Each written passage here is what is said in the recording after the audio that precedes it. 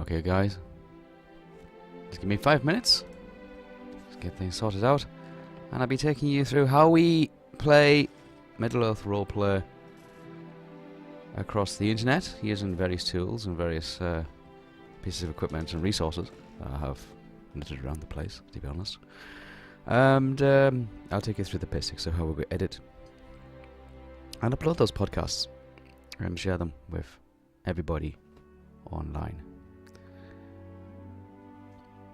Let me know if the sound is a little bit too quiet for you or too loud. If my microphone needs turning up or down. Or if there's any other adjustments that I can make for you guys. Let's just move me over just a touch. There we go. How's that? Is that better for you guys? There. And then we'll get started. Hope you're having a great day wherever you are in the world. It is overcast in the United Kingdom. It's turning autumnal. The summer is lingering on a good bit. It's we're coming into what they would refer to as a second heat wave. It's quite bright outside, as you can see. It's well lit area. I do have my my overhead lighting's on. I haven't got any more spots on today, but it should be good. Should be good. Those are interesting. If you've got any questions, feel free to post them up in the chat, and I will do my best to answer them and take you through how to make them up. Season 2. If you haven't listened to the series already, then please check the links below in the description, and hopefully you'll be able to adventure along with us.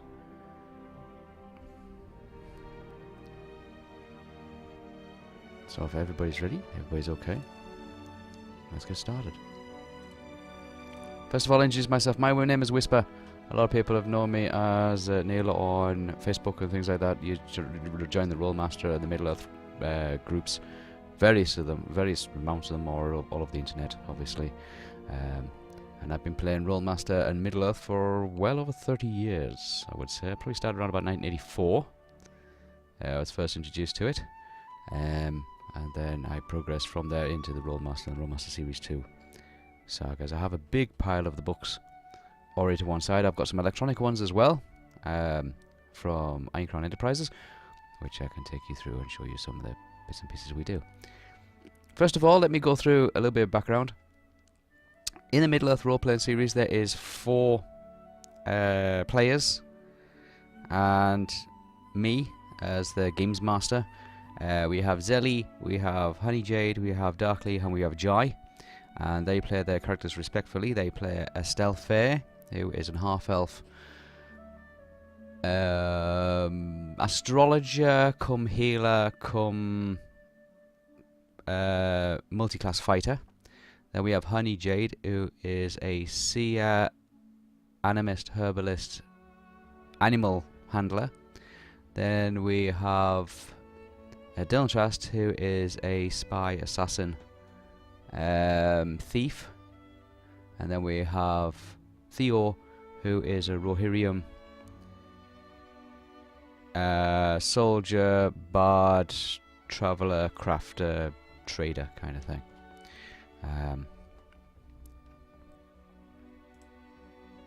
They're accompanied on the adventure by various other NPCs, long-term NPCs. We have Morwen, who is a Dunedain fighter. We have Olwe, who is a elven, Sindar elf, scout, ranger, and at the moment we have Gideon, who is a Dunedain infiltrator, spy, soldier, intelligence gatherer. And we have Nostriel. Nostriel is one of my favourites. I play Nostriel on Lord of the Rings Online. If anybody wants to stick around later on for me to do a little Lord of the Rings Online stream, that's Nostriel. And she is a elven ranger fighter scout character as well. So we have the 4 main characters and myself, and then we have a lot of NPCs as well. One of the pieces of software that we do use is Tabletop Simulator. Now let me just get Tabletop Simulator up on here so I can show you. I'm going to open up my Steam account and share that with you guys. So if we Tabletop Simulator. You can see it's in my library there. It's in the UK $14.99. I'm not sure that works out in dollars. Around about, I'm guessing probably around about $19-20, and it allows you to simulate board games. Effectively, it's an engine. It's not a game. It's not a piece of programming. It is an engine. As you can see from the video here, I'm going to expand that just a touch. There we go. You can see that's an interactive tabletop environment built in 3D. It does have VR capability as well, so if you've got an Oculus Rift or a HTC Vive, you can control and use these kind of things in the 3D world environment. And you can recreate, very, very simply, any board game that you would like to play. Or you can invent your own. And you can see there's a lot of tabletop things there. Let me just take that cover off. There we go. There we go. There we go. And if I take the text off as well, that might be a little bit easier for you guys, innit? There we go. And if I just turn that image off, there we go. That'd be a bit easier for you guys, wouldn't it? So this is Tabletop Simulator. It's running a demo at the moment, and it's showing you there its gaming power, its processing power, and a 3D world environment, fully interactive, up to about 10 players, I believe, where you can... Let me just take that back and see if I can... There we go. Brought to you by Berserker Games. You can get it on Steam. It's around about £14-15. That's around about $19-20. Around about 14-15 euros. And we use it to simulate environments and simulate board games, and you can use it to actually create and build your own worktops as well. There you go, pussycat. Do you want to go over there? There you go.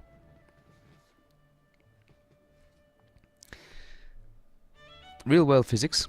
And you can introduce things like video and sound and all that kind of stuff. And I'll take you through that kind of thing. You can find other places to get it, which is much cheaper. You can find, there's like, it appears very frequently on Humble Bundle, if you guys want to check that kind of thing out. As you can see here, there are a little bit of the tabletop roleplay kind of thing. Now I'm going to take you through how to actually do this. So when you've purchased it, you install it. Let me just bring it up for you guys. Tabletop Simulator. There's a huge community working on creating content for Tabletop Simulator. It does have a bit of a sound effect at the beginning, so there's a bit of the roleplay graphics, what you're like in there.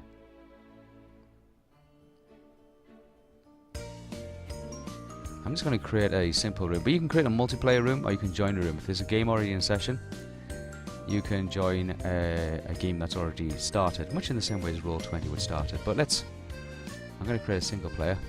And you can create a multiplayer. You can set how many people want to join that group or join that table. And there we go. And we put into the default setting, pretty much. So here we are. I've got my table. I'm using an octagon kind of table, but you can use any table you wish, and you can change the tables from the objects menu. The Games Master has this extra menu across the top. Most players have these little tools down the side as well. And let's basically go through that kind of stuff. So along the top we have rewind time and fast and forward time. Basically, if a person makes an incorrect move or you forget a round or something like that, you can rewind the table, so to speak, from one move to the next move, turn of a card, that kind of thing, shuffle of the deck. You can rewind the table. Or rewind the event, or rewind the game. So it's pretty cool. You have a games menu, which allows you to load up games that you have either purchased, or you have created, or you're working on, or part way through playing. And you can see along the bottom here, I've got several that I'm part way through adventuring at the moment. The workshop is the community side of things, where people come together and create content for importing into Tabletop Simulator. That content's perfectly free. And I'll take you through how to be able to actually get those extra bits of content and make your games a little bit more atmospheric, a little bit more inviting, a little bit more tangible and exciting, and more involving. And then we have some classics and we have some DLC as well. So I'm going to, first of all, I'm going to change this table, and I do that by using the objects menu. The Games Master has an objects menu, so you click objects, and it just has a little drop down here called components, table, background, and saved objects. Now the components is like a toolbox of all the things that you commonly find within a board game. Some shapes, some blocks, some boards, some cards, some checkers, some counters, some chess pieces or figurines. Customize anything that you've created yourself using your own graphics, imports, models and things like that.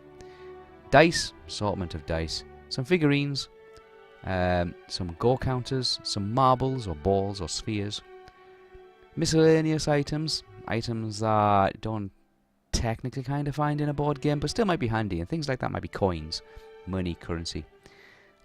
Some a pieces deck, which are like tokens.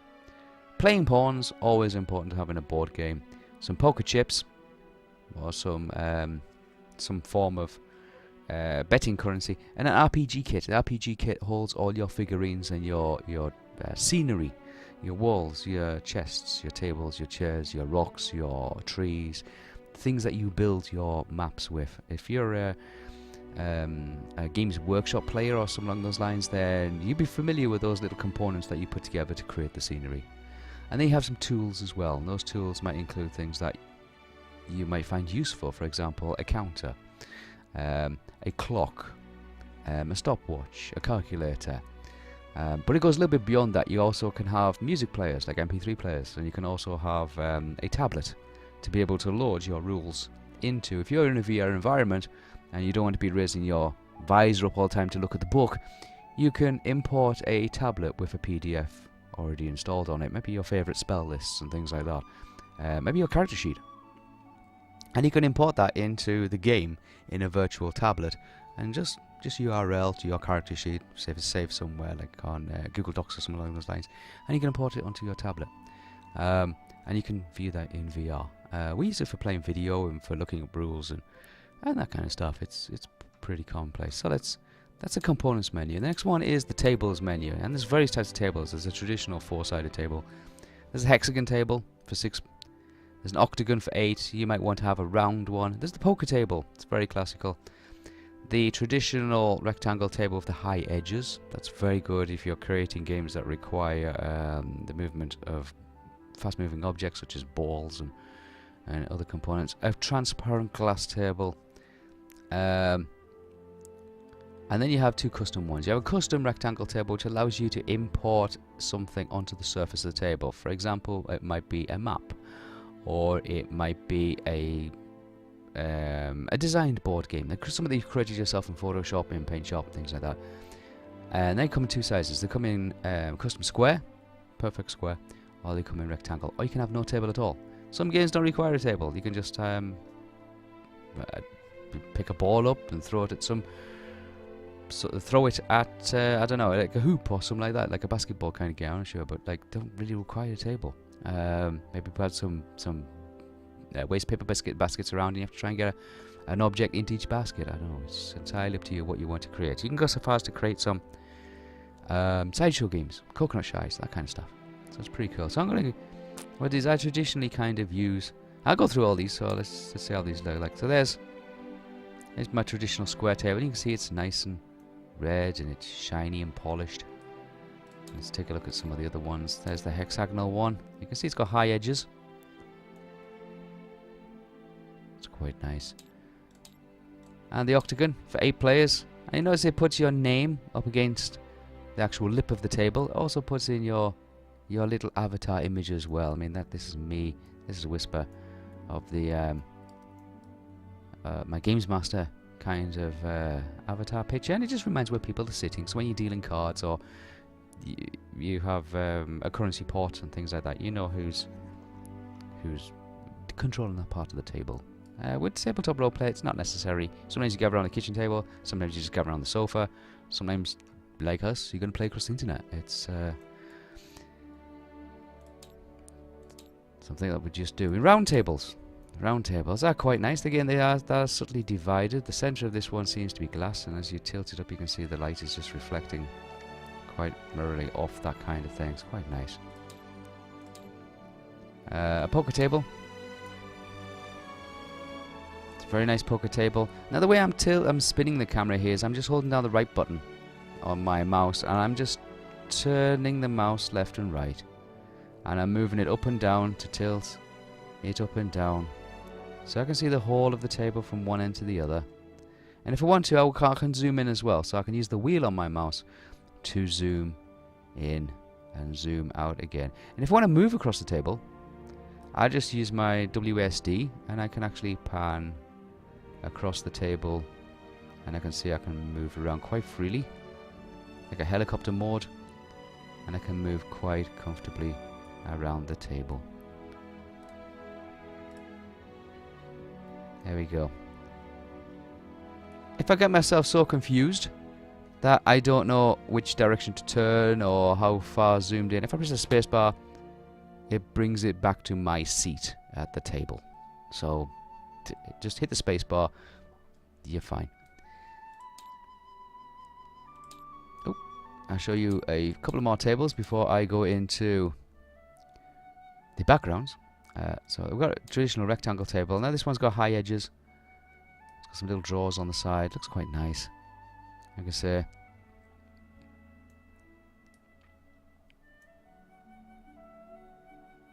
And I'm sitting over here on the right hand side. So you can change your table, choose your table. If you want to use a custom table, then just pick your custom table, and it'll ask for a URL to the image. Usually a JPEG or a bitmap or a GIF or TIFF or something along those lines. And you can browse, and you can select a file from your computer if you wish to.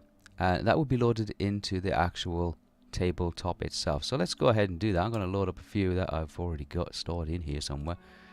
Let's see if I can find them. Let's see if I can. I'm going to go with board map 1. Let's select that one. Load it locally and import. And there we go. I've got a little bit of a map of Middle Earth just loaded into the table. And that will then be streamed out to the other players around the table from my computer.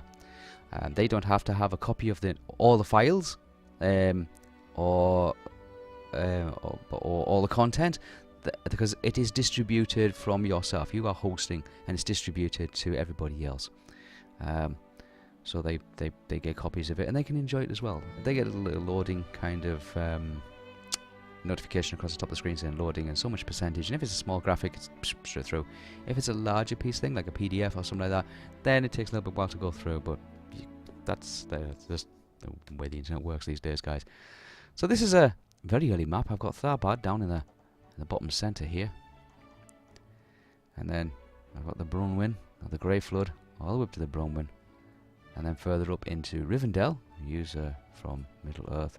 A little bit familiar, that kind of thing. I'll look at a bit of scale here, and you'll be familiar with these types of maps. And I've loaded it in there. So I've got my table, I've got my map. The next thing I really want to do is, I'm not a player, I'm the games master, so I need to change that permission. I can do that by going up here and just clicking on my name and saying change colour, and it comes up with a seating arrangement around the table. I can choose a colour, I can choose who I want to sit next to, and then I've got two spots in the middle. One of them's a black one, which is the Games Master for tabletop roleplay, and then I've got a grey one, which means a spectator. So if you want to invite people along who don't want to participate but want to watch and actually move around the table and see how it works and how it plays out, maybe it's their first time role playing or their first time with Tabletop Simulator, you can invite people to come and say, hey, do you want to spend some time spectating? And people can come along and they can spectate. They can't move any of the pieces, they can't participate, but they can watch. And that's a very nice feature. So I'm going to become the Games Master. Games Master can see all hidden information, and I'll cover the hidden information parts in a few minutes. There we go. So I'm going to become the Games Master, which means I'm removed from the table, but I can go anywhere I like, and I see everything, which is quite nice. So I can zoom in, and these are real nice detailed maps. Let's get down to Tharbad, something you can recognize. There we go, there's Tharbad. I'm just going to press spacebar and position myself, and it positions myself as a Games Master over the table, so I've got oversight over everything. So they're the tables. Next one's backgrounds. Now you can customize this background. Let me just show you. At the moment, we're playing inside. Looks like a stately house. And you can load in any 360-degree photograph. Pretty much. We've used a variety of them. It does provide you with a few simple ones. Let's say, for example, a cathedral. And say you can change it. And you'll see when I load up our current MERP status, how we've created that to make it look like a little bit like Rivendell. You can have a forest. There we go. See, it's very fitting, and it's quite nice. So there we go. So you've created the environment. You've seen it like in VR, and in VR you'll be able to move your head around and actually move across the table and pick the pieces up and all kind of things using an interactive device, a controller. And then we have saved objects. Now, saved objects are things that I have collected or have created, and I have collected from the workshop. I'm not sure how to get those kind of things, but I'm going to show you some of the saved objects that I might have. So one of those items might be a book. I'm going to drop a book on the table, and when you import them, they're fairly small. And I can pick it up here. It's a small little wooden book. I'm going to let you zoom in and just see it there. There you go. It's a beautiful little 3D object of a book. There you go. It's quite nice, little book. But it's a little small. I want to make it quite large. I want it to be a spell book, and I want it to be on the side of the table. So I'm going to pick this up, and you just move over it until it says what it is, highlights it. Pick it up and just drag it off to one side. I'm going to drop it here. I want to increase the size of it. Now you can increase the size and shrink the size of any piece in the game. Cards, character sheets, or all that kind of stuff. Just by pressing the plus button. Just the positive, the plus, the add button.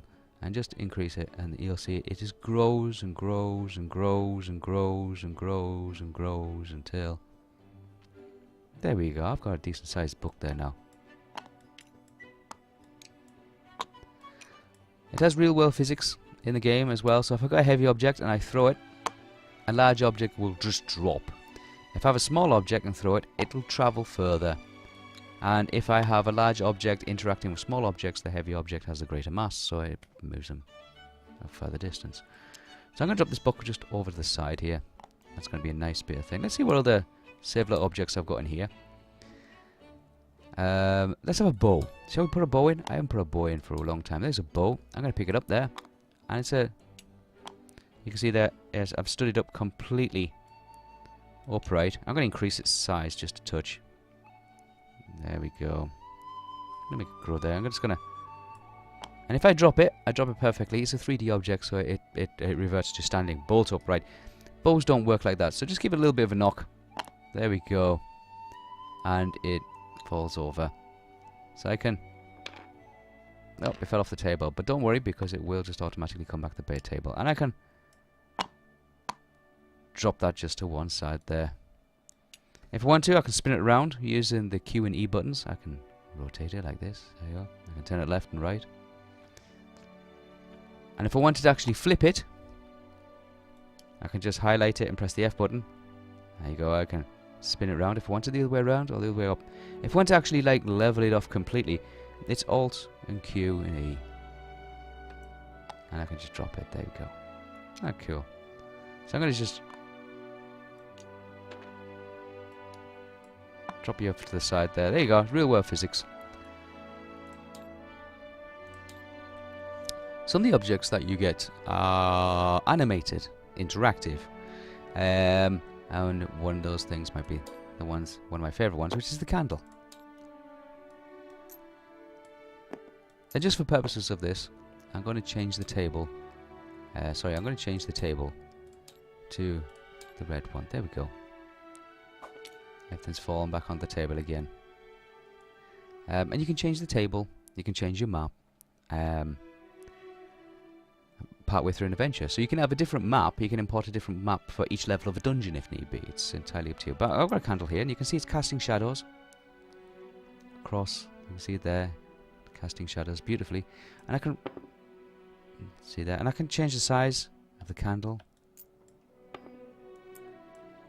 And if I want to have more than one candle, I can just right click and copy, and then click somewhere else on the table, say over here, and paste no candle in there. Maybe a candle here too. There we go. It's starting to look like an adventure role-playing table now, isn't it? It's starting to look pretty awesome. We've got a bow, we've got a spell book. I think just to keep things nice, what I'll do is, let's see, we'll go over here. I've got, what have I got? Let's see. Let's have some Middle-earth coins, shall we? There we go. There's a Middle-earth coin there. It's quite nice. And you can pick it up and you can flick it just by double tapping it. Yeah. You can see it's like gives a kind of a metal sound. It's quite nice. There we go. Now, I want to copy that, because I'm going to give a few of these out later. So I'm going to just keep clicking paste. And I've got a nice pile of them there. Now you do what you always wanted to do when you got a lot of gold, is just throw it all over the table there. There we go. And you so you got this like a very interactive. Now you can imagine when you've got, the candles kind of fell over a bit. Let's just stand it back up. There we go.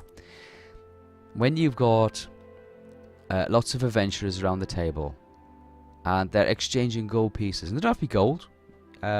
Say for example this one here, I want this one to be a silver piece. I can change the tint of it, and let's make it a silver piece. Yeah, that was not quite the same. Let's see if I can make it. It's not really going to change a lot, isn't it? There we go.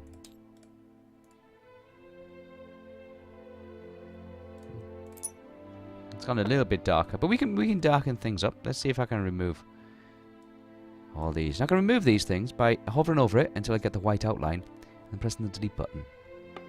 And of course the coin falls because I've removed the book from underneath it. Real world physics. Real world physics.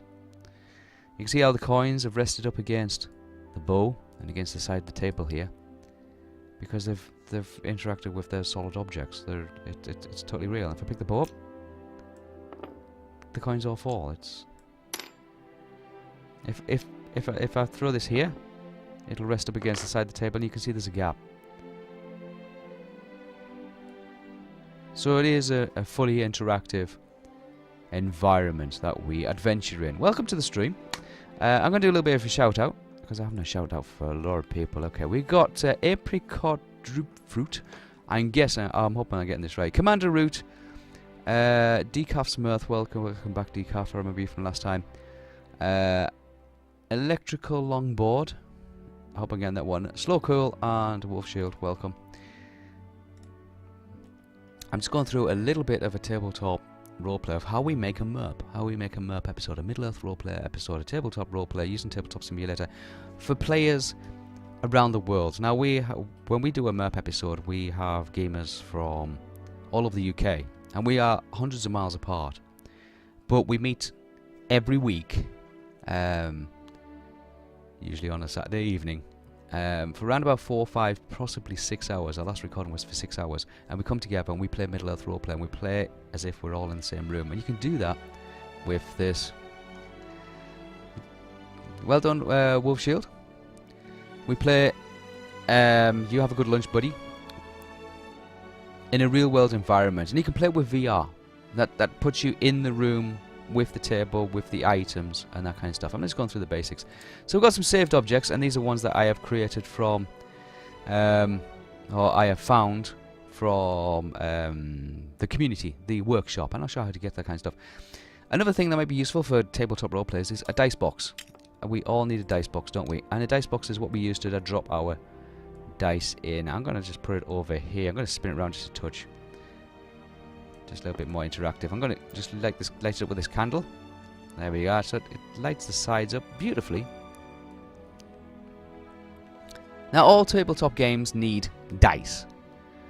So we're going to chuck some dice in. Now, dice was in the components. And we'll click on dice. Now, I've got a choice. I can have plastic dice or I can have metal dice. And for this purposes, I'm going to have plastic dice. And it puts up all the dice that I need. I've got some D4s, I've got some D6s, D8s, D10s, D12s, D20s, and a lot of different coloured D6s, which I have just created and saved. So, for Middle-earth roleplay, for Rolemaster, we use D10s or D100s, so I'm going to chuck a couple of D10s in there. So, there we go. Just click it twice, and I'll drop 2 D10s in there. And I'm just going to bring him into view here. There we go. 99, good score. They're both the same, so I want to colour them. Now, when we do Middle-earth roleplay, we have 2 dice. We have one that represents the tens units, and one that represents the single units. So, we colour them, the tens units being red, and the single units being blue. So, if I colour this one here, I'll change the colour of it. I'm going to change it to a red. There we go. I'm going to change this one to a blue. And I can change it just by right-clicking on it. There we are. So we got a 99. If I roll this one again, it'll be 95. It'd be 95. And this is how we... And I pick up the dice. Simply just, like, loop them together like that. Hover over it. Pick them up. Shake them together with the mouse, as if I'm rolling them. Throw them across the board. And then if I hover over them, I can see I got a 94. Another good score. We're doing well today. The dices do bounce off objects. See? And they bounce off each other as well. Now, one of those things that I do allow in the game is the option to flick. The players have this little menu on the side which allows them to do various things, and one of them is to be able to flick. So they can actually just click on the dice and knock one into the other and flick them around. It's kind of try and get a better score than what they've got. Doesn't always go like that, of course, but it's one of those things I like to allow them to do because it's quite fun. Sometimes they miss completely. Sometimes they just go off the table. If a dice goes off the table, just throw it off the table there. It'll reappear back on the table with a valid roll. So there's none of that. There's no dice getting cocked or anything like that, stuck against things like that, because when you hover over it, it does give you the number the computer has decided that you get randomly. So in this case that is a 60 and a 3, so 6 and a 3, 63. If I want to be able to see something that's on the far side of the table, I can hover over it, or I can press the Alt button and I can bring it closer to me. So I can see that is a 6 and that is a 3, and I can't argue with that. I can do that with almost anything. I can do that with the coin, yeah, and the candle, and the bow, and I can bring objects closer to me. So if I find it difficult to be able to actually like position myself like this, you know what I mean, zoom in, I don't need to do that. I can keep my position and I can just bring the object a little closer to me, magnifying it. It's pretty cool. And the dice box, those people are interested and want to know what the dice box is, just pick the dice up and drop in the box if you want to keep those rolls private. Let me just, oh, there we go. Oh, just hover it over the dice box. There we go. So we see shadow. Drop it in. Nope. It fell out the... Is my dice box not working for some reason? Oh, my dice box is not working for some reason. For whatever reason, my dice box is just not working. I don't know why. But yeah, you can use a dice box. You can drop it in there and you can roll your dice in private and in secret or something like that. If you want to use a combat screen, you can load in combat screens. I've got them on some of my save things as well, where we have here combat screens. That one there, for example. There we go. You can see I've got a quite a large combat screen. In fact, it's so big I can't even get it on the table. I'm going to put it just about there. There we go. So, but yes, I have combat screens as well. Let's just highlight everything and remove it all from the table. There we go. How's that?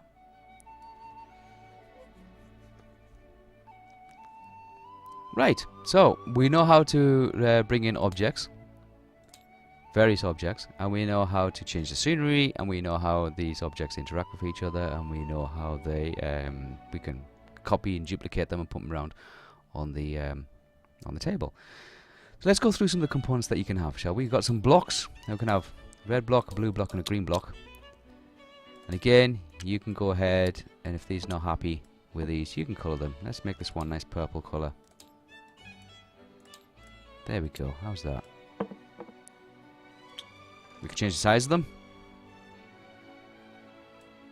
So if I throw that one at that one, it knocks it. If I throw that one, it hardly budges because the physics have been changed. The mass has been increased. And these ones, of course, as well. And you can stack these. You can build them. Yeah, you can build with these if need be. Build little houses and things like that, you know. Components. You can have your own boards. Let's drop some boards in there. So let's have a chessboard. And there it is.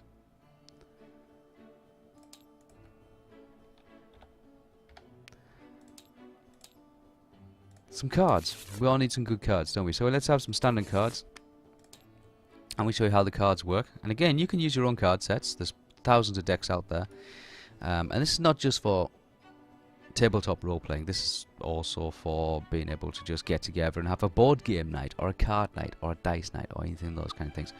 So I hovering over it, it says I've got 52 cards in this deck, so it's a full deck. I pick it up, and to shuffle, I do exactly the same as what I did when I was rolling the dice. I literally just shake it side to side, and you see the cards themselves just ruffle themselves together, and then I can pull cards off. If you want to be able to turn the card over, I hover over it, and just press the F button, and it flips. Really, really cool. Let's group all these back together again. Oh.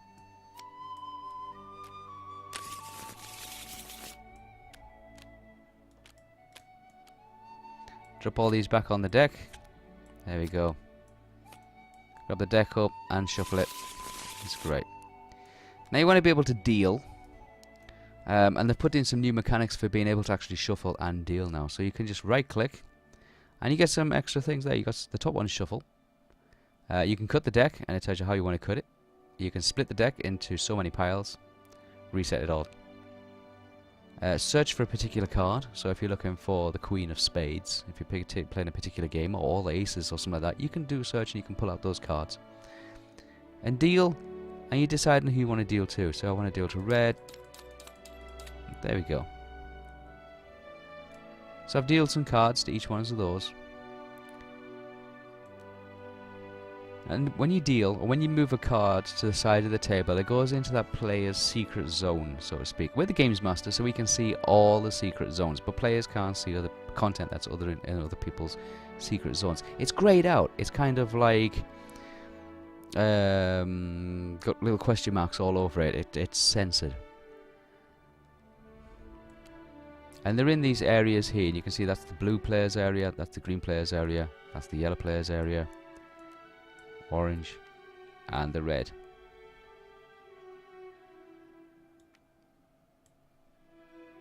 So you can have cards dealt in those particular areas. Let's get rid of all those. There we go.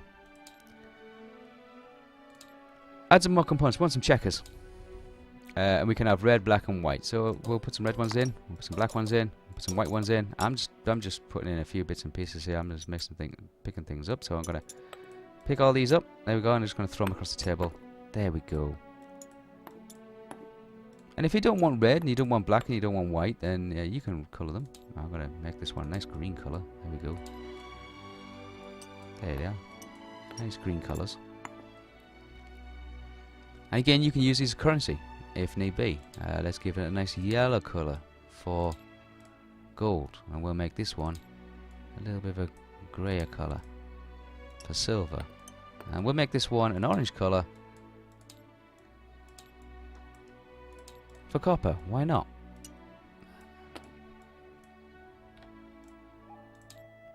A few more components. Some chess pieces. I'm sure you're all familiar with chess pieces. Some custom boards, dice, figurines. Figurines are always handy. And these are little playing pieces that you can use to drop into your game as little counters. That many people have played Monopoly, and you've used the iron, the horseshoe, and the little dog, and the battleship. Very, very similar kind of pieces. Go tokens. We all know those little smarty button kind of pebbles that you can use. You can have those in there. Marbles. Let's have some marbles. So I'm going to use I'm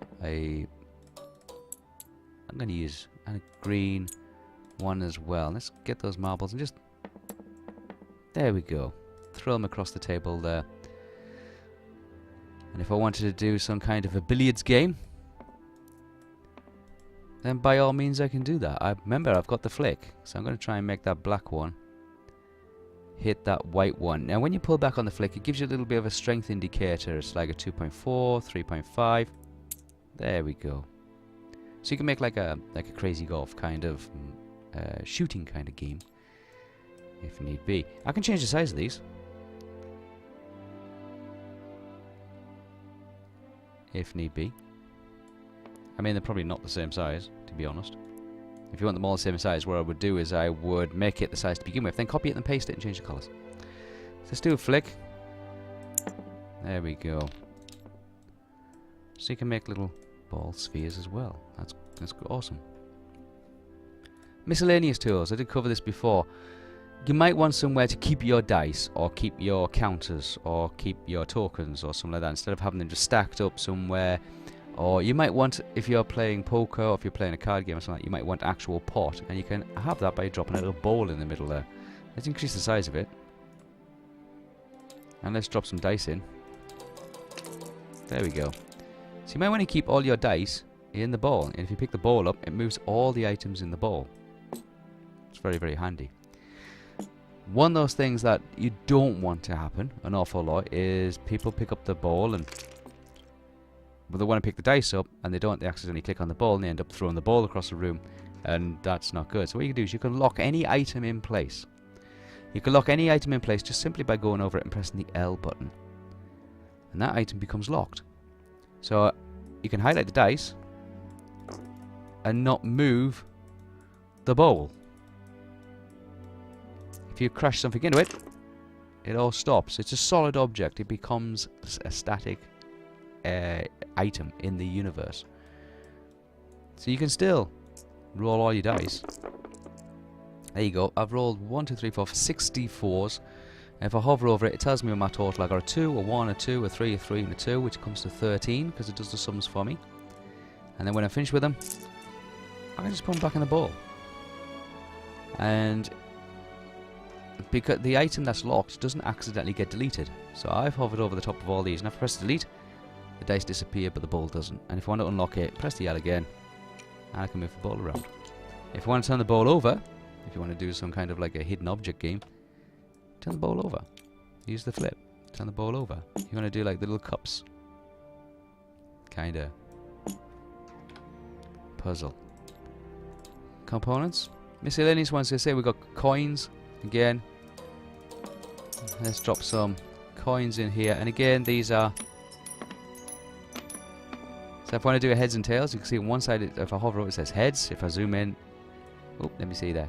There we are, we got Liberty. If I flip it, it says tails. It shows me the tail side. And I can flip it. I can throw it off the table. Oh, if it goes off the table, there we go. And I can see when it comes back what's it going to be, heads or tails. It's a heads. I can colour them. So if I wanted to be able to create those gold, silver and bronze. Oh, come here you. Oh, hover over it and right click and change the colour tint, and I want to make this one a silver one, so I'm going to make this one. There we go. And I'm going to make this one an orange one, so I'm going to highlight orange, pick orange. There we are. So I've got... Let's get rid of the others. But you can see there I've got gold, I've got silver, and I've got bronze. And I can go ahead and I can create more if I wished. Now I've got them, I don't want to sit and do a whole load of them, so what I do is I can just copy it. So I can just do copy, and let's build myself a nice pile of gold coins there. There we go. Oop, come here you. I want to copy you, and I want to make a nice pile of silvers. Big pile of silvers, we need lots of silvers. And I can copy the bronze and paste the bronze, and I can make loads of bronze.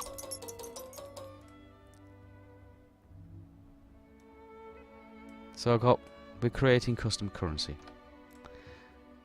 Other objects that I might want to add in as well. Dominoes. We might want to use some dominoes. I've got some backgammon pieces and some mahjong, and these all come as standard. You don't have to purchase these.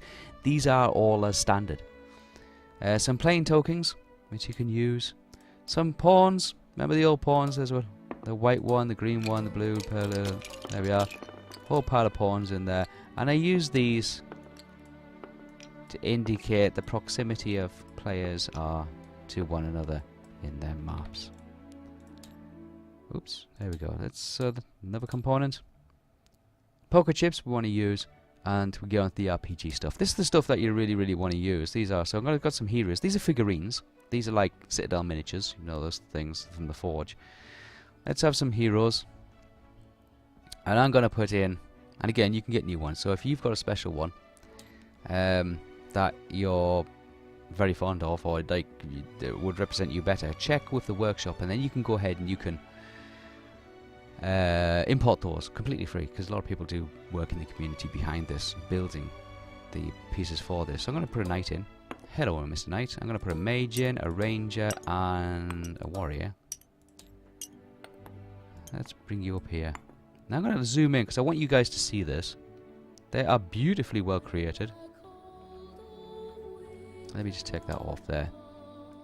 Now imagine if you had a wonderful model set up, a map, a table of some sort, and you can see there you got your knight. Now he is animated.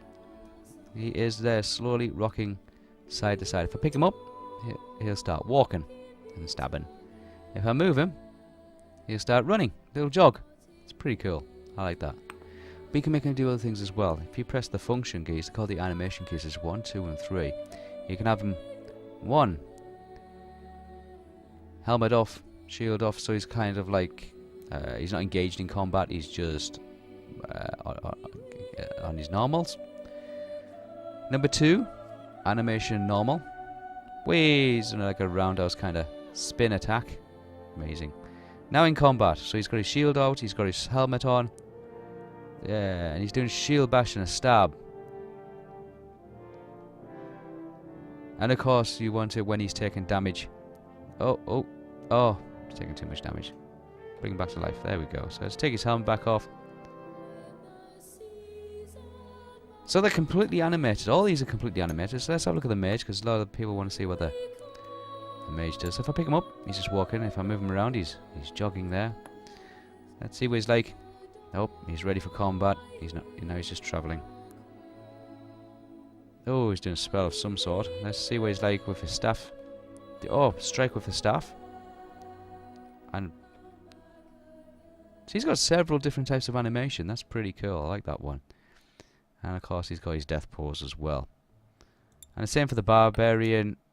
You got the little ranger sneaking, running. Let's have a look. With a knife or a bow. Attack with a knife. Stabbing, slashing, reverse slash, complete random. Let's try with a bow. Firing, and falls down dead on the backs. Okay, we got the axe man. Let's just rotate him round here. Oh, double cleave. There he is. Let's have him. Oh, he's got shield and single axe. And there we go. So there are heroes, and of course, if we have heroes, we have to have some villains, and we've got lots of different ones. We've got animals, we've got demonic, we've got lizards, we've got undead, we've got some various bosses, and we've got some mythological kind of creatures. I'm going to go for the one that everybody really wants me to see is the dragons. There we go. Let's just drop a dragon on the floor there. There, look at him. He is massive. And again, I can make these bigger or smaller. I can make these huge. Or I can make them fairly small. That's him oh, and he's flying. Or walking. Flame attack. There we go. Now he's flying. And overhead flame attack. And of course, when he dies, a death pose as well. They're all completely animated. They're amazing. And you can add these into your tabletop map adventures, obviously. If there's ones that you want to use and they're not here, then go and check out the workshop. I'm sure you'll be able to get some. Just like I got the book and the candle and the bow and all those kind of other things as well. But you want to be able to build your dungeons. And if you've got the time and you've got the patience and you want to be able to sit and just create these magnificent 3D vistas of dungeons, keeps, castles, cities, taverns, rooms, little shops and things like that, then you know that it's going to be expensive. Yeah, it's going to be expensive. So you might want to use this as a way to being able to actually create those kind of things. And they're stored in something called the tool sets. So we'll call it the tile sets. Let's put some floors down. Let's just lob a whole load of floors out there. There we go. And let's just start. They snap together really well. There we go. I'm just going to build a very simple room. I'm not going to spend too long doing it, because I'm sure you guys will come up with something a lot better. Little square room. There we go. I'll tell you what, I'm going to make it a little bit different. I'm going to make it just odd shaped. There we go. How's that? Now I want some walls as well, so let's drop some walls in. I'm going to make the one there. Let me just spin that round, and I'm going to have the wall there.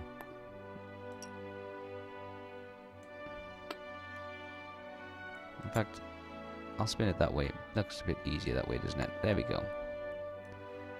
And I might want some more as well, so let's pop some.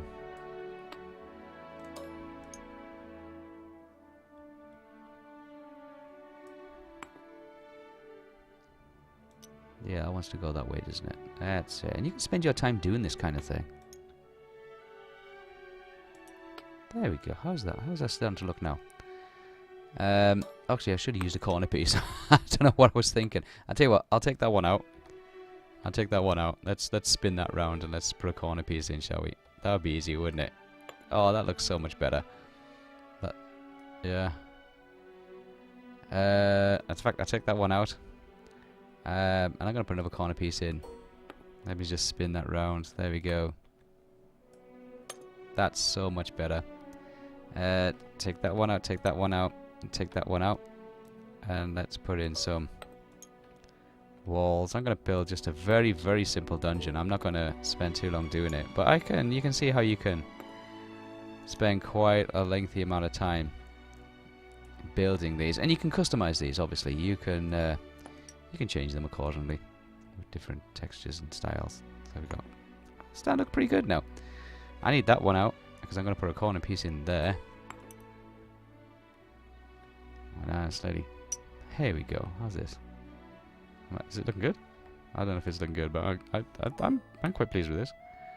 Let's spin that round. Okay, that's not too bad. I've done worse. Let's put a bit of a wall there, and I want to put a little corner piece in there just to make that. There we go. Bit of a small dungeon for you guys to look at, but you can see that. Now, if you built all this kind of stuff, you're gonna realize it's all movable. But you don't want it to be movable. You want it to be actually locked in place. So it is. I highlight it all and just press the L button, and now that is lockable. I cannot move any pieces of that. That's locked in place. Neither can your players. Your players can't move these things around. But I want to move it. Put a barrel in there. Let's put a barrel in there. Let's put I tell you, this is going to be like a cellar. Oh. There we go. How's that?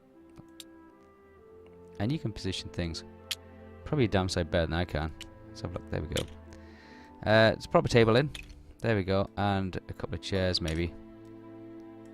And I want the road to spin that chair around just to have it off just to that side. There we go. And we'll have a tree, a couple of trees outside. And I want to spin that one around. I'm going to make it a little bit bigger just to give it a bit of form to it. I'm going to put a rock out here. I'm just going to make that rock a little smaller. I'm just going to rotate it so it doesn't look uniformly the same. We'll have a chest. We'll have a chest up against that wall. Why not? There we go. How's that? Now let's lock all that down again. So that's all locked. Can I?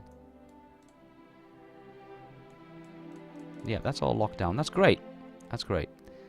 Let's put in a hero, and I'm going to put in... I'll put in my little barbarian warrior. There he is. There you go. Hello, buddy. Oh. There he is. Oh, he's having a great day. And let's put in some Let's put in some bad guys. I'm going to put in some living dead. So what can I put in? Let's put a couple of skeleton warriors in here. There we go. Another one, I think. There we go. Let's have them turning that way. Another one. As if they're just coming around the corner. There we go. How's that? So that's a nice little dungeon setup there. So you can spend time building these particular dungeons, and then when you've done them, save them. Save them. Just go to your games. Yeah. Click the save. It'll ask you where do you wish to save it, and then you give it a name, and you can be able to save it. It's not a big deal. It's not a big problem. Let's unlock all that. Oh, I gotta unlock every piece, unfortunately.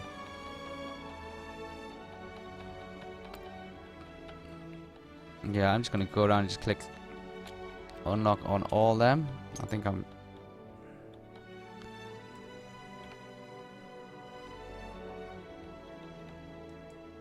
There we go. So I'm removing some pieces now.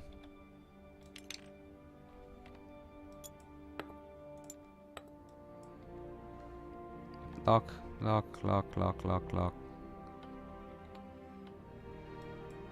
There we go. Unlock. Oh, the chair's stuck in midair.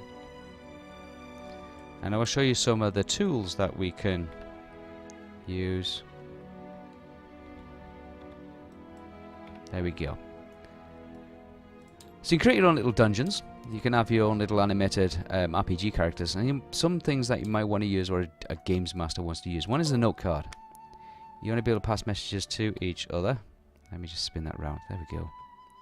And again, you can bring these things closer to you by holding down the Alt button and reading it. Or you can actually type in what you want it to be. So I want to put in secret password. Nope. If I type it in properly. There we go. Secret password. And passwords merp. And again, I can flip that over and pass it to a player, and then they can flip it and read it. So you got secret messages and things like that you can just pass across if need be, or you can just use the whisper thing. Music. All good RPG tabletops, especially MERP, needs music. And for this, I'm just going to turn down the Lord of the Rings. There we go. And we're going to just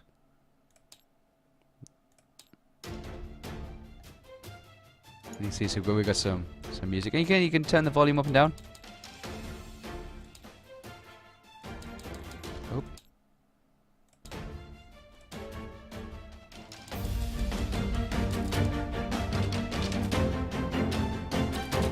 Oh, you can turn it down. If you want to, just put it beside the table. Change the color of it.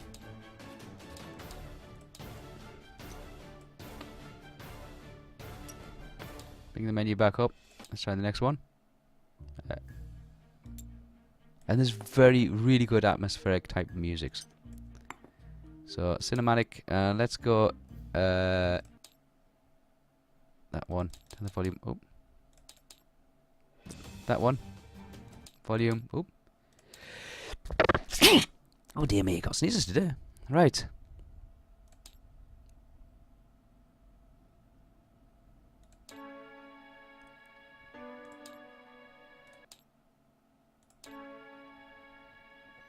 There's the volume. There we go. Let's turn the volume up.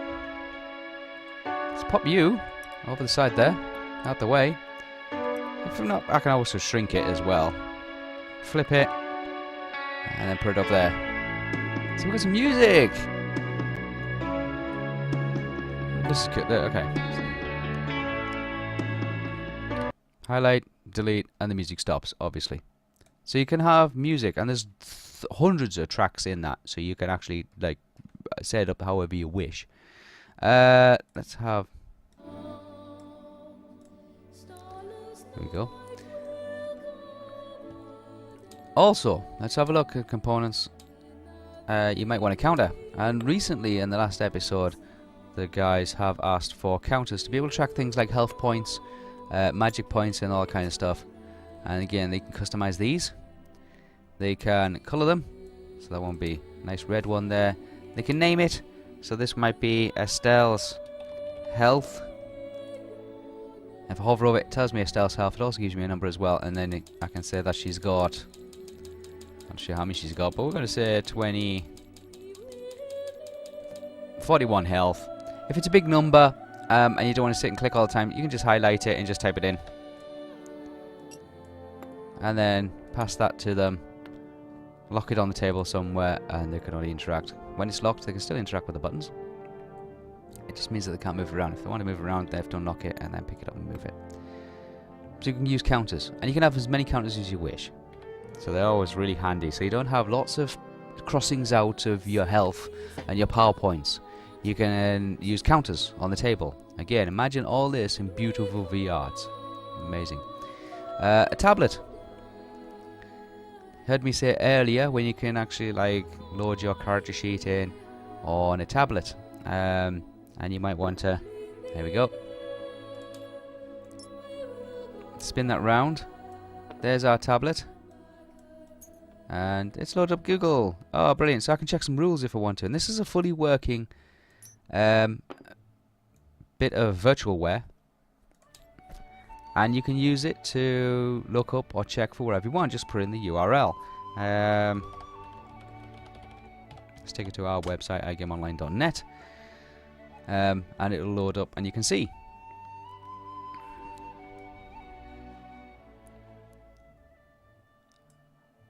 And I can pick this up. I can make it bigger and smaller. If I can't see it, I can make it bigger or smaller. I can have one tablet for each person. If I want to be able to see it closer, like right in front of my screen, I hold down Alt over the top of it, and I can see it. And I can still, if I click on it, there we go, and hover it,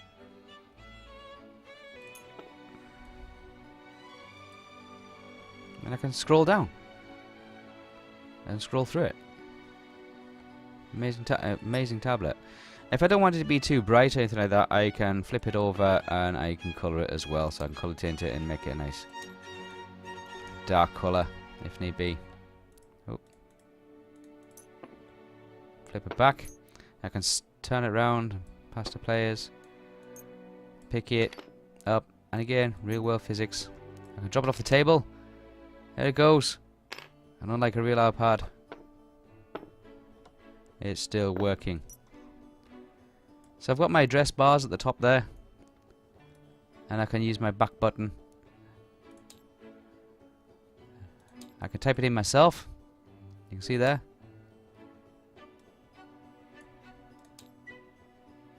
I've got a home. Everything I need. I've got a search. It's everything I need. So if I need to look something up like Amon Wood. Amon. Oops. What am I typing? Amon Road. Those Middle Earth will be familiar with. Amon Road is a hill. I can check things out. And again, I can check little bits of information like that. And then when I'm finished with it, I can remove it. It's a Games Master's aid. You can load it to use PDFs. You can bring maps upon it. You can use it for checking rules and things like that. Or check character sheets. You can have character sheets electronically displayed on those tablets. Really, really cool. Components. You might want a clock. Spin you around. There we go. Mine's showing the time it is here now, which is 6 minutes past 1. But I can right click that and I can do a stopwatch. And as soon as I hit, there it goes. I can do a stopwatch. Or I can do a timer, and I can have it in. Timer set 60 seconds. Go. There we go. So I've got a 60-second timer. And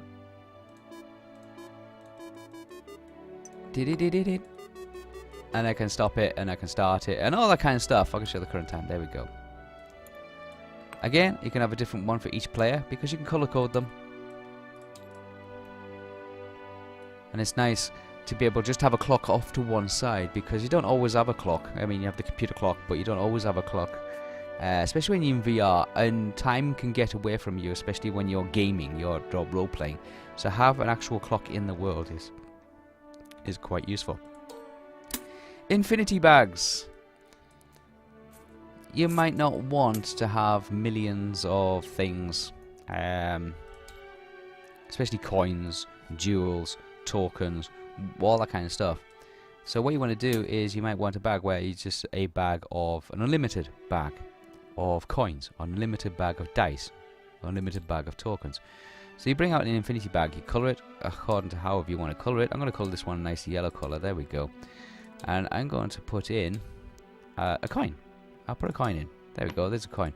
Just simply pick up the coin, drop it into the infinity bag. Oh, move the bag out of the way, there we go. Over the top, there we go. Drop it in, and you can see.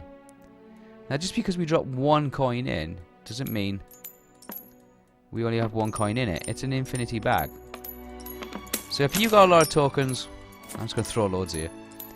You got a lot of tokens that you hand out to your gamers all the time, or currency and coins, you may want a different colour bag for gold, silver and bronze. It's entirely up to you. Then the infinity bag might be the answer. Another component, which you might find useful, is a bag that's not infinite, but you still want to be able to keep things in it, and when you hover over it, it tells you how many you've got in it. So let's do the same thing again, but this time with the coins again. And I've dropped a 1 in there. And there's only 1 in. Now I've took that 1 out, which means there's none left. So let's copy that. And I'm just gonna drop all them in there. It tells me I've got 9, so I've got 10. There we go, and I can pick that bag up and move them all in one go. Can I colour it? Of course I can colour it. I'm gonna make this one nice blue colour. There we go. Can I lock this in place? Yes. But I still want to be able to get the coin out. Yeah, of course you can. Can I drop back in? Oops, went behind. There it goes back in. Here, nice little chick sound when it goes back in. So yeah, you might want bags around that actually count up everything you've got. If you're going to use real world like gold pieces, rather than saying you find 500 gold pieces, throw them a money bag full of 500 gold pieces. It's tangible. It's something that they're going to pick up. It's something that they're going to go, yes, I've got one of these kind of things. Anything else? A calculator. We all need a calculator. We know it's like when they start rolling huge numbers, and then all the modifiers. Then you got the bonuses, like and then you've got the DB, and then you've got all the other factors in it as well. Whether they're parrying, whether they're stunned, whether it's a side attack, whether it's whether it's a sneak attack, all that kind of stuff. The maths can get crazy. A calculator is very, very handy. It's all well and good if you're on your desktop and you've got a calculator just off to one side. Not everybody has one, so you can bring one into the game. If you're in VR, if you're using your Oculus Rift or your HTC, a calculator might be handy. Again, let's spin this around, and it's a fully working calculator with memory and advanced functions and things like that. So if we do a 96, great roll, plus a 56, minus the DB, plus sneak attack, minus a 15 penalty, target 94. Can I colour this? Yeah, of course you can. You might want to give everybody a calculator. It's entirely up to you. So these are the kind of things used in combination that you can use to create your tabletop roleplay. So I'm going to load up for you now the tabletop, a tabletop that we're using at the moment. If you're not happy with the table, you might want to use a special kind of table. I do have a special kind of table. I'm going to load up this one. It's called the Kraken table. And I'll go through. Let's just cancel some of those out. There we go. Just waiting for it to load in. And again, this will load up for everybody. Is my dice box working, or is it not working at all now? Oh, it's working on this one, so it must be just a glitch in. There we go.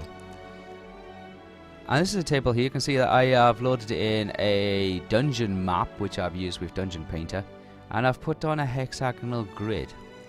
And I can do that on the table. I can do that in in the options here, under grid, I can put a hexagonal grid on. I can change the size of the hexagons, I can line them up, I can have them like different dimensions. I can have them a different colour as well. If I wanted to, I can have them in red. And you can see I have them in red there. I'll put them back to a nice grey colour. So I've loaded up a graphic here. And this is a quite a nice little table. I've got the character sheets here, and the character sheets I've loaded in. And if I hover over them, it brings up the character sheets for this particular game, which is Random Encounters. And I can look at the information that they've got. They've got health counters. They can see 22 health on that one. They've got their own dice, their own coloured dice. And it's quite a nice little table. I've got an infinite money bag here full of gold. Yeah. I've got my dice box so I can roll my dice. Oops. Let's have a look. 2. And I can see that and they can't. And I've got an initiative order card here. Now the good thing about this table is I can... Oh, I'm going to say I can extend it out. If I need extra workspace. I can customize the table. In other words, I can change the actual... the map itself without destroying the table and having to reload it in and send pieces all over the place. I can do that kind of stuff. But at the end of the game, the players can close their drawers. And it keeps it all nicely locked away. I can bring out new players, if need be,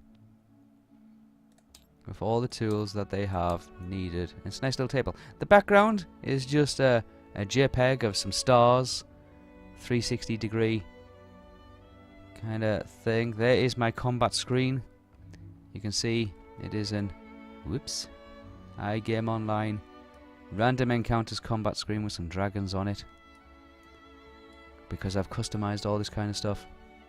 So you can see how you can create a custom table if need be, or if you're not happy with the table that is in the default, you can go and get your own kind of tables. And there can be dozens of different shapes, different styles. It don't have to be all wood. There can be metal, there can be gold, it can be very ornate, elven style. I'll show you a table that we use for MERP, for Middle-earth Roleplay. As it's loading it up here, and you can see, as I'm looking down on the table, I can see I've got, from the top left, I've got a treasure chest with some gold in there. I've got a money bag with some gold in there. I've got some loose coins. I've got a candle at the side. I've got a nice bow, which you saw earlier. Some counters here for Zabi's power points and health. Some spell books. I've got some potions over the side here. Real nice potions. The map itself, with the players on, I've got some areas here which the players have labelled as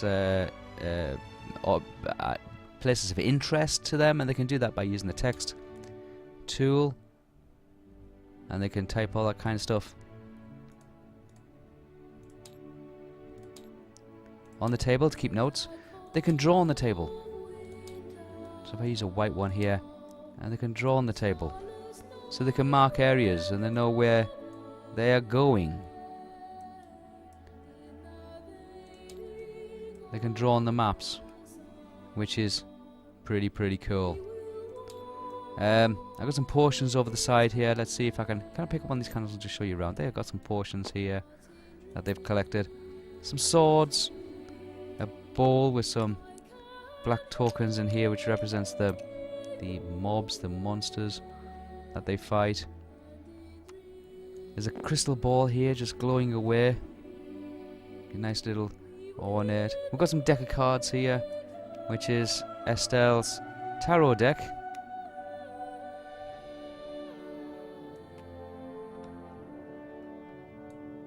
Which he uses for answering and for predicting and divination and all kinds of stuff. There's the black ball, the orb, the house, the magical portal dimension that they use for storing all the things. So this is our Middle-earth roleplay table, and you can see beyond there's the archers of Rivendell, the 360 degree graphic. So it's very atmospheric, it's very nice, and I've toned down the lighting, the ambience for this table, so wherever they move the candle it illuminates the map better. You can see the lights, the shadows being cast across the table from the various players, and it gives it that atmosphere. You can see it there. Now, of course, this is a map of Narchost. That's right, Narchost. The Black Gate, where the adventurers are adventuring at the moment.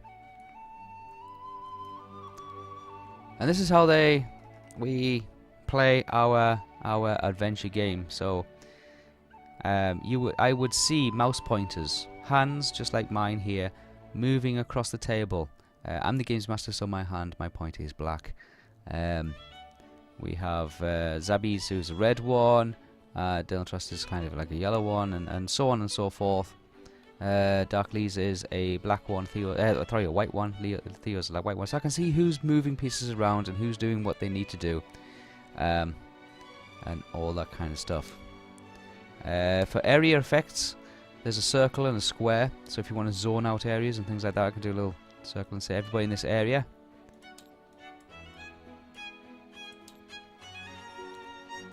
And various things like that. So it's pretty diverse and very useful kind of environment for bringing players from anywhere in the world.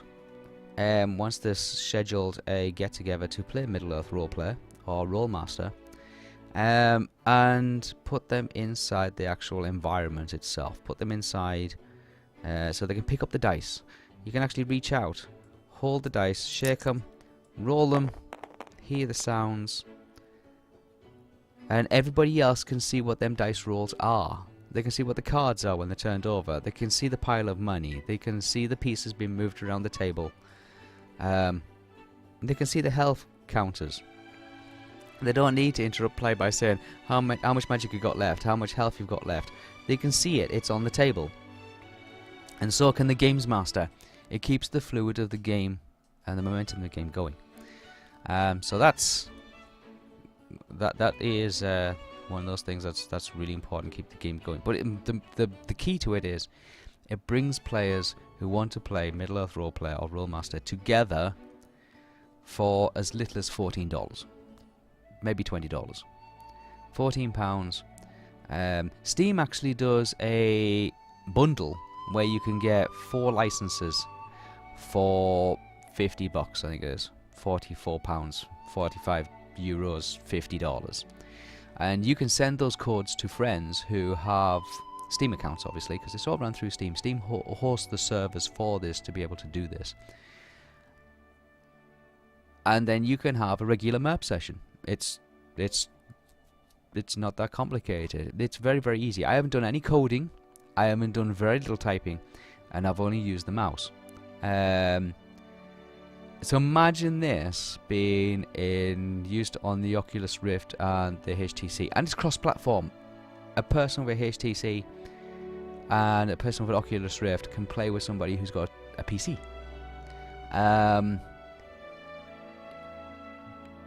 And we game our sessions using this. Not just MERP. We game a lot of different things. We've got plans to use this system in a sci-fi environment with iPads and with laser guns and with spaceships and star charts and stellar cartography and all that kind of stuff for Space Master later in the year, beginning early next year. We're going to do a little bit of Space Master. So that gets your game going. After that, you want to be able to actually capture it and record it. And we use voice comms for this. We use Discord. And one tool that is really, really useful for people wanting to create their own podcast in Discord, for people who are chatting with each other, talking to each other and telling a story and all that kind of stuff, is a bot that we use called Craig. Now you want to just Google Craig, Discord Craig bot, and you'll find that what does is Craig actually takes the recordings from everybody in the game, in the room, and saves them as individual voice files. So when we're recording, there is the 4 players and me, the games master. So I get 5 files back from the Craig server. I get 5 files. I get Wispa, Honey Jade, Jai, Zelly, and Lee. I get 5 files back, and they come back to me through a link that's displayed by Craig, the bot, in a special Craig channel that I click on, and it allows me to download those 5 files as a single zip. So you don't have to download it as a single zip continuously. But they're 5 individual audio sources, 5 individual channels. They need to be converted to MP3. It's really, really simple. They come down. You get an option of how you want to download them, is FLAC or AAC and MP4 and all that kind of stuff, and then I convert them to MP3. That allows me to do the editing for Middle-earth Roleplay. Once I've done the editing, I load them up in a piece of software called Cool Edit Pro. It's a very old piece of software. A lot of people looking at it now will look at it and see it's like Audition, Adobe Audition, but it allows me to actually load up files in individual channels. And then I can color code those according to who they are. I can label them who they are. So first one would be Estelle, and that will be her audio track. Then I'll have Theo, and that'll be his audio track. And then there'll be Dylan Trust, then Zabi, and then the Games Master. And then I have a mixed one. Now if I need to increase the volume or apply a filter to a particular track or to their audio, maybe their microphone's not working too well, maybe their volume's not quite, maybe they go a little bit quiet, maybe they got a few technical issues or things like that, I can apply an effect just to that audio track without having to affect everybody else's. There's nothing worse than say, right, I need to increase the volume of one of my players because they're trying to keep their voice down because people are sleeping in their house. That's perfectly fine, because Craig will send me the audio files separately, and then I can load them into this mixer, and then I can amplify that particular person. So I can bring them all kind of to the same volume level. When I've done that, I can mix it all down to a single audio track, which I call the mix. When it's mixed, I then have to edit it again with the intro and with the music from our composer Isaiah, and then with an outro as well. And I also want to mix in a bit of background music and a bit of background effects. One site that you want to really use for background audio and effects is Tabletop Audio, and I'm going to take you to that now. It's a free site to use, and it is for tabletop roleplayers. It's called Tabletop Audio, quite literally, and you can use it for getting all the sound effects and the music that you need, and you can download them or you can queue them up to be able to bring your podcasts to life, the background information that you need. So I'm going to turn down the Lord of the Rings music just for a second, so I'll let you guys listen to this kind of stuff. There we go. How's that? And it's got various variously themed ones, and one of the ones that I do use is Middle Earth. Way down, there we are, Middle Earth at Dawn. If I play a bit of this.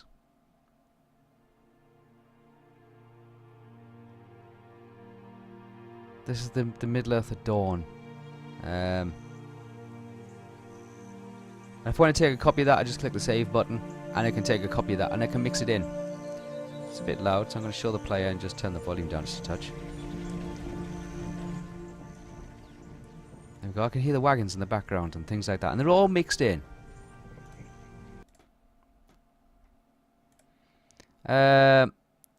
Might want to play some caverns, and things like that. You can hear it.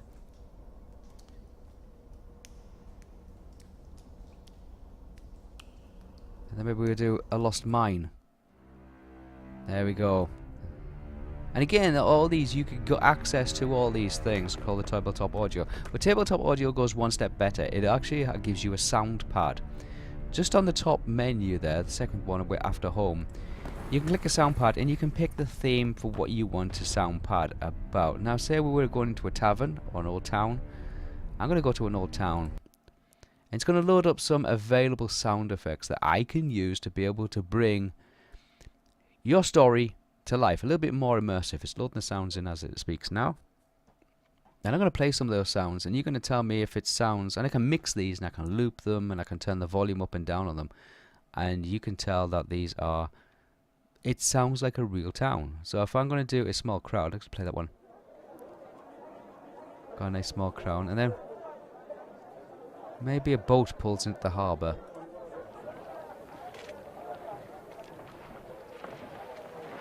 And as the boat pulls into the harbour, maybe there's the marketplace going on. A little bit of a blacksmith's doing his work on the side of the road there. There we are. I can hear him. And then we're coming to the harbour now, arriving on our boat. I can hear the blacksmith. I can still hear the crowds. I can hear the market. And then maybe off in the distance, I can hear a dog barking. There we are.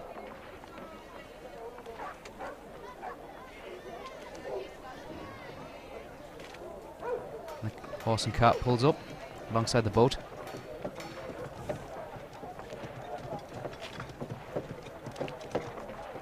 And stops.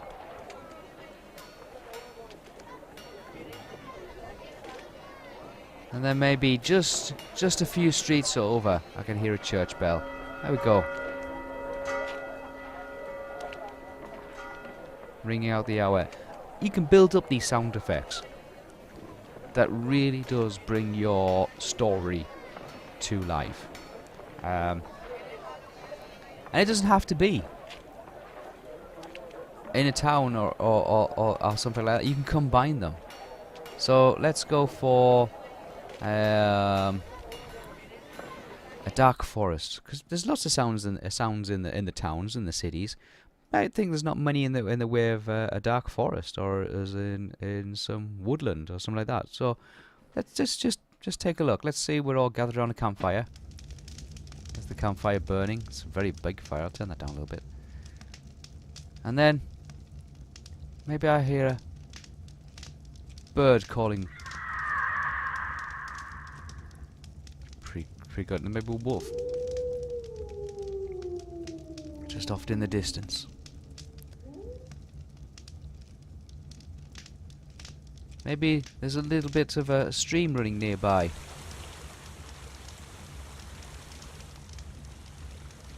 Bit like rain.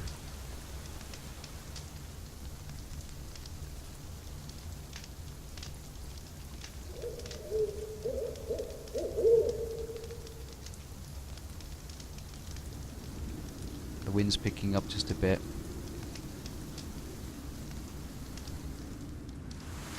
Oh, there's a sudden downpour.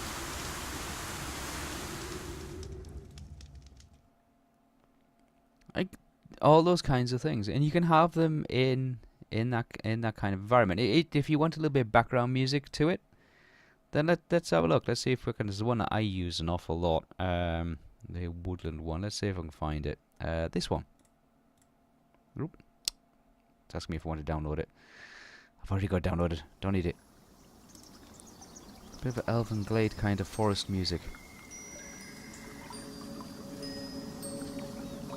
That's quite neat. That's quite neat. And there's one, the Winter Woods. That is also quite a cool one as well.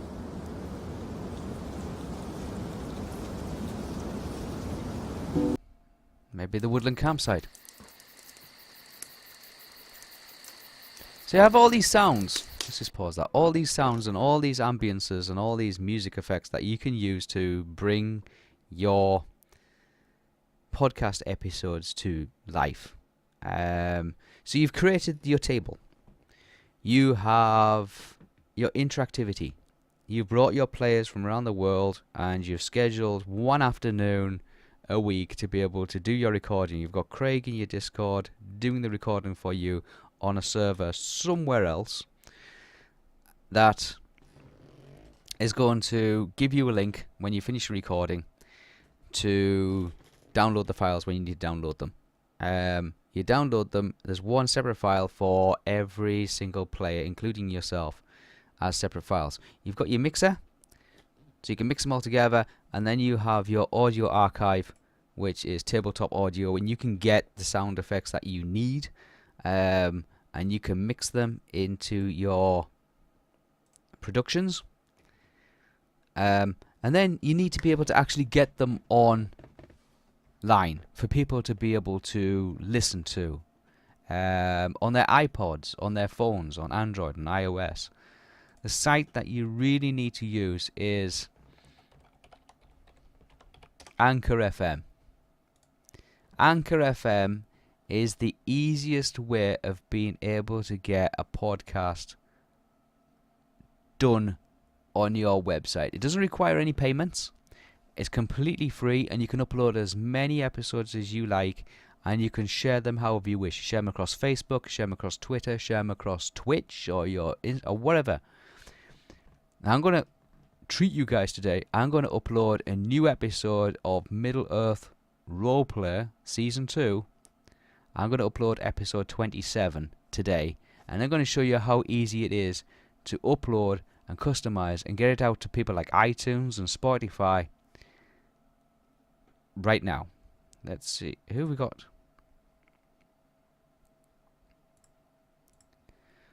So I'm going to first of all log in to Anchor. You have to create an account. It's a free account. It's a simple setup. It takes about 2 minutes. Log into Anchor.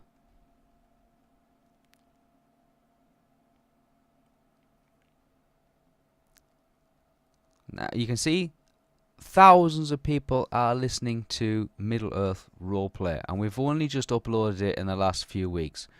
So you're picking the best time to actually be able to listen to Middle-earth Roleplay.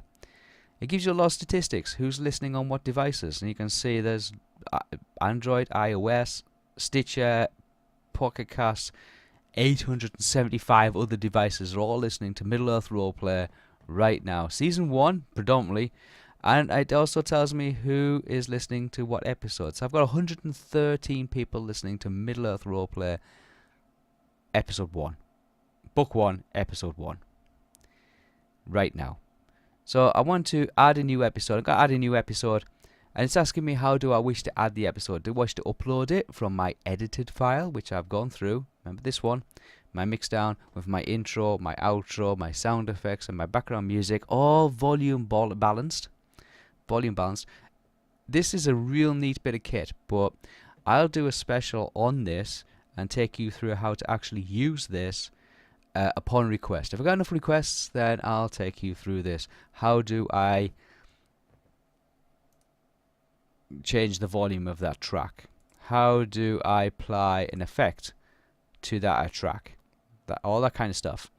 I'll take you through that upon request, because it is quite complicated and quite tricky, but it is relatively easy, and within a few listens you'll be able to actually create professionally sounding, really good podcast shows for thousands of people to listen to day or night.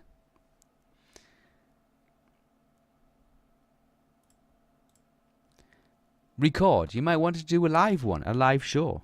And you want it to be recorded and saved without the need for you to actually have loads of sound editing stuff open all the time. Add messages. You want to add messages submitted by listeners to your podcast? You want to add messages? That's fine. You're going to get lots of messages. When you start podcasting, you get lots of messages. People asking you things, sending you stuff. Library, you can browse all the audio that you've created already. Maybe you want to do a show reel of what you've already got, and you got some transitions as well, which you can use for actually breaking up your shows into 50-minute segments with a little transition. Maybe a small advertisement, maybe an intro, maybe a promotion or something like that, and you can do all that kind of stuff. So I'm going to upload and keep it simple. That concertina is to the left, and it's asking me to drag and drop the next episode into that box, and I can do that right now on my second monitor. Let me just find that episode. Here we go. Oops, just had it there and I just clicked away from it. There we go.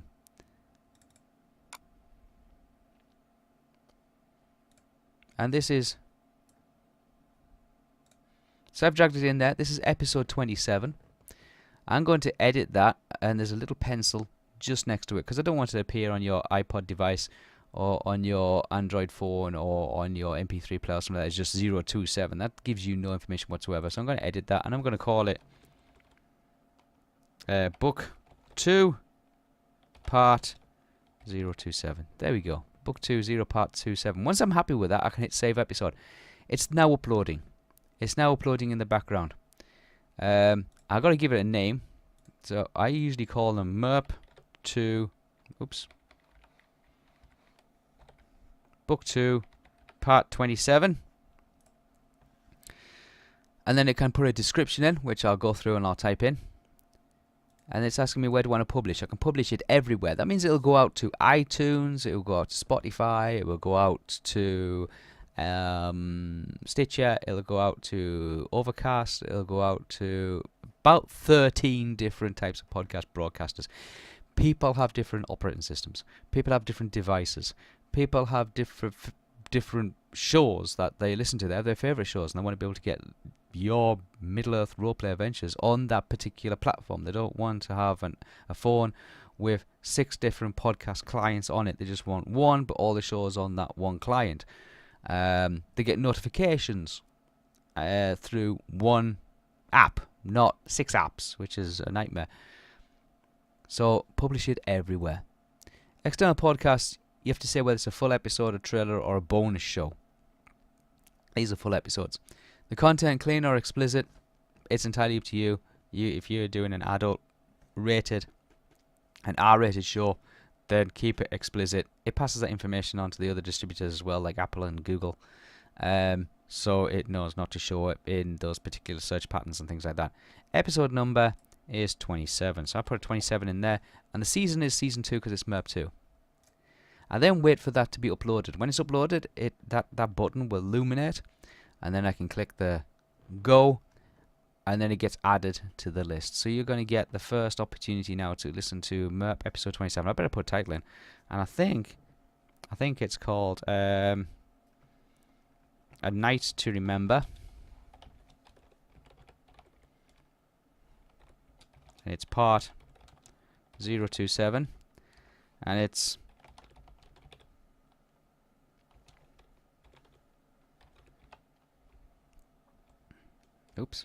and it's the adventurers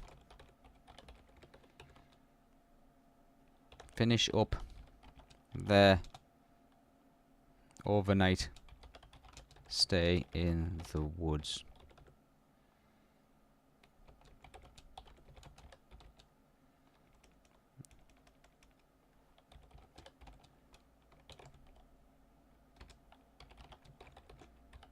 And head out to Camp Aragon.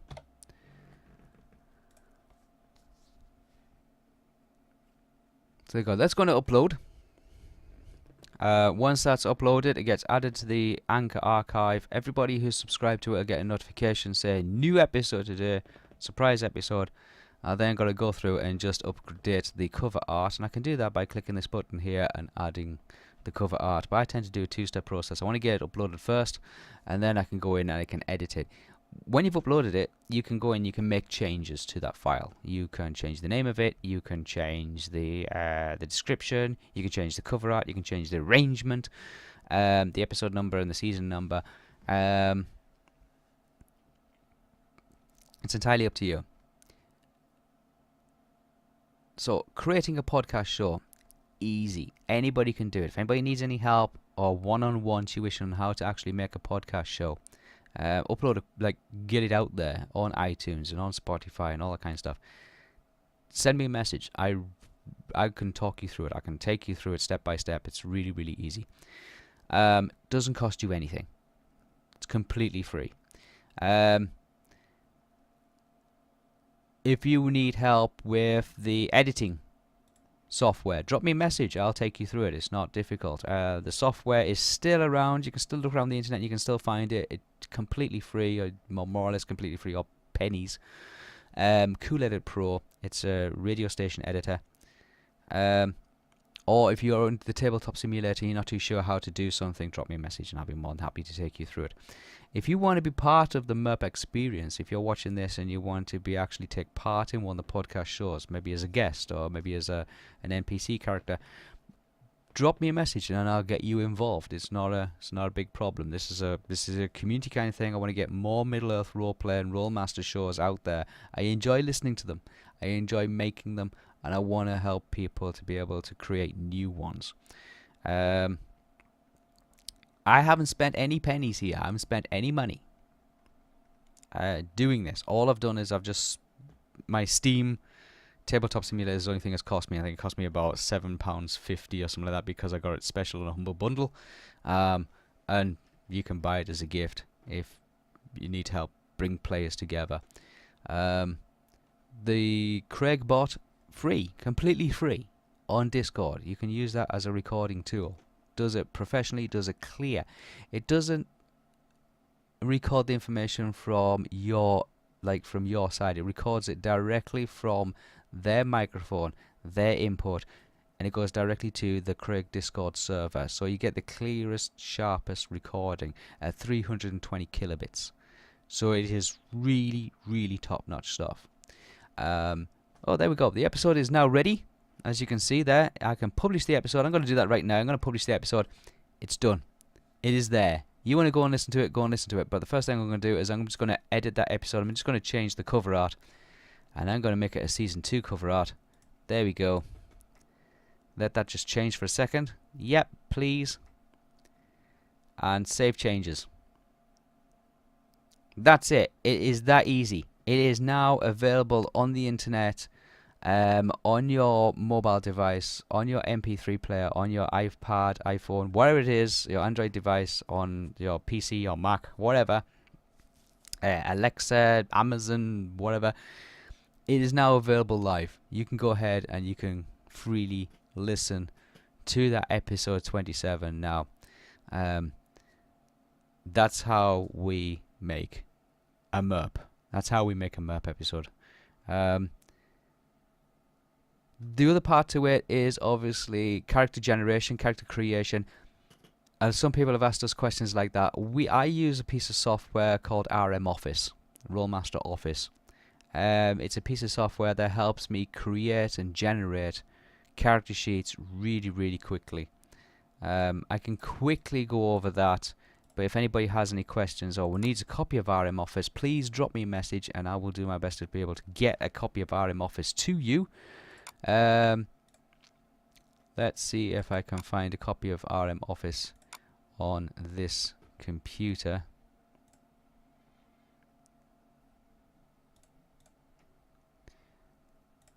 Let's have a look. I should be able to.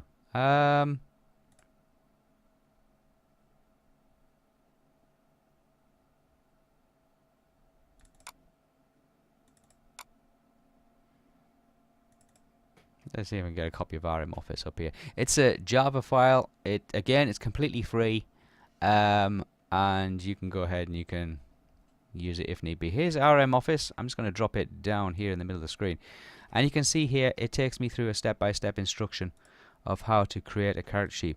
But you might want to just randomly generate an NPC, something that you might want to use. So you have to set a couple of parameters. And the first one is race. I'm going to scroll down here to Middle Earth. I'm going to have a Gondorian. And I'm going to have a Gondorian Bard. And I'm just going to tick that to say that has been done. I'm going to make him level 6. And give him an armor of 6, his leather coat. And then I'm just going to generate an NPC. Go. I've created a level 6 character. It is that simple. It is a proper Rolemaster character as well. Now I can go through, I can change a few bits and pieces. Let's change that into inches. I'm going to change that into pounds. His characteristics. Has he got a name? I can't even pronounce his name, but he's got a name. Player's name, I'm going to put NPC. His characteristics, I can put his characteristics. He's got some stats. He's got some skill bonuses here. You can see he's got some weapon preferences. He's got his skills table. He's got some spells. He's got sound control, entertaining ways, controlling songs, sound projection. He's got some equipment. I can give him some equipment. if need be, some herbs, some magical items, some coins and equipment and all the rest of it. But importantly, what I can do is I can export that as a PDF. Now, if he's going to be long term, I do it as a PDF type 1. If he's short term, then I can do it as an NPC. I can hit that. Let me just throw this on my desktop so I can let you guys. There we go. I'm just going to call this a NPC1. And there is his character sheet. I've created that in 10-12 seconds. Let's see, what's his DB? His DB 0. That's terrible. His common use skills are alertness, artifact law, attunement, circle law, climbing, detect traps, duping, fauna law. So he's a very typical bard. He's got controlling songs, entertaining ways, item law, so spell list laws, sound control, and sound projection. And these are his hit point trackers and his PowerPoint trackers as well. How many PowerPoints has he got? Does it say how many? He's got 1, 2, 3, 4, 5, 6, 7. He's got about 9 PowerPoints. So he's not amazing. But that's an NPC character sheet. If I wanted a more in-depth one, let me just close that. Then I can export it, and I can export it as... I'll overwrite that one so you can see the difference. Here's a more complex one. And you can see down here, I've got his exhaustion points, his hit points, and his power points. He has indeed got 9. And his actual stat results tables as well. I'll zoom this out so you guys can see a little bit of it. There you go. So he's got his streetwise, his swimming, his tracking, his trickery, his equipment tables, and his overall skill stats. Every skill that is used in Rollmaster is on these tables with all the results in. So time sense, tracking, stuff you'll never use, research, religion, herb law, herding, cartography, camouflage, bribery. So if you need a skill stat for an NPC, straight it in there. Now you can, if you wanted to, you can see there's some extra bits and pieces in here as well, injuries. His initiative rolls as well. And I've created that in less than 15 seconds. If I wanted to, I can go ahead and save that. I've actually already saved it. I've saved it as a PDF. But I wanted to actually save this one as a player's one for when they go up next level. Then I can save as. If I want to go up to next level, yeah, I can do that. All I can do is just take it to level 7. Yeah, I can re-roll my stats. So stat rolls. There we go. So let's do some stat gains. I'm just going to do a few of these. And you can see his development points total is going up to 89 now. There we go. Oh, I'm clicking table. These are some are good rolls, some are terrible rolls. Oh, yeah, 89. And then we have some stat categories as well.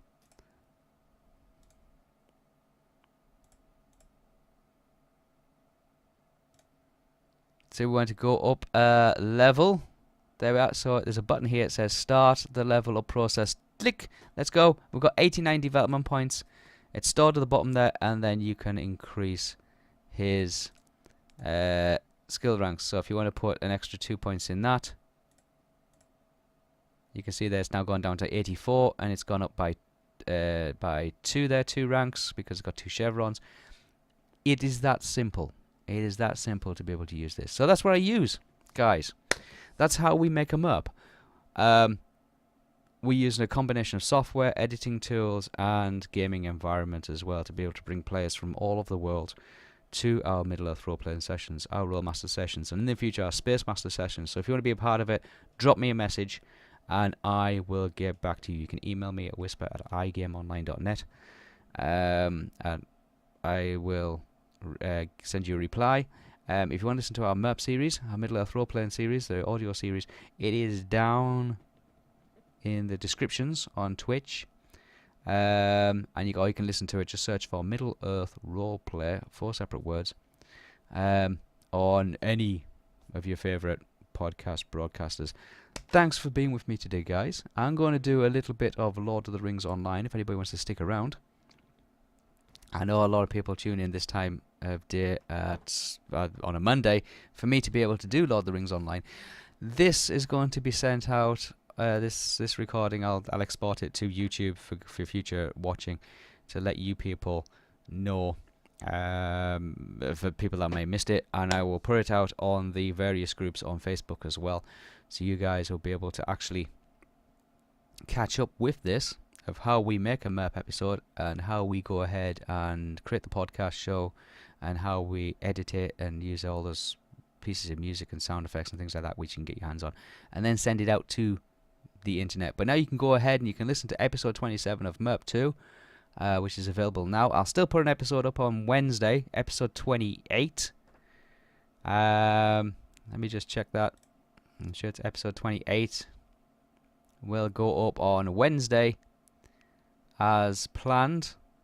Let me just double check this.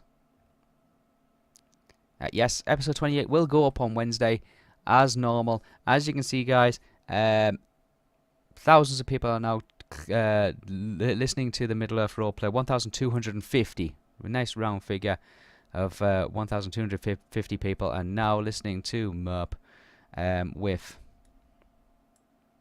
113 people listening to episode 1. So it does pay off, guys. Completely free. If anybody needs any more answers or needs me to give them any more information, please message me and I will get back to you and take you through that kind of stuff. Thanks for joining us, guys. Stick around, because in about 15 minutes I'm going to be doing some Lord of the Rings Online, running out of Nostriel, trying to get to the Black Gate. So until then, guys, have a great day, and I will see you all again very soon.